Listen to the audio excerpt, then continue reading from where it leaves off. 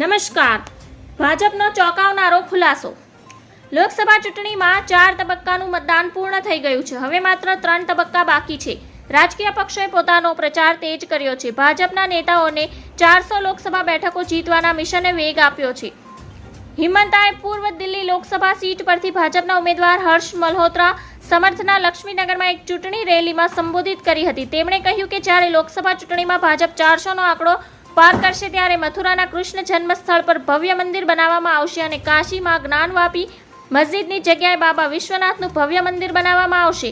નરેન્દ્ર મોદીએ જમ્મુ કાશ્મીરમાં કલમ 370ની પુનઃસ્થાપના રોકવા માટે લોકસભા 400થી વધુ બેઠકો જીતવાની અપીલ કરી હતી. તેમણે કહ્યું કે ભાજપની આગેવાની હેઠળની એનડીએ 400 બેઠકો પર કોંગ્રેસને અયોધ્યામાં રામ મંદિર પર બાબરી તાળું લગાવતા પણ રોકશે.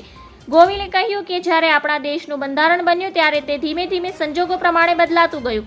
પરિવર્તન કરવું એ પ્રગતિની નિશાની છે, એમાં કંઈ ખબર નથી.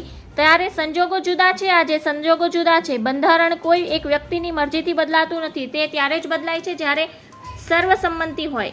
ધન્યવાદ. જય હિન્દ.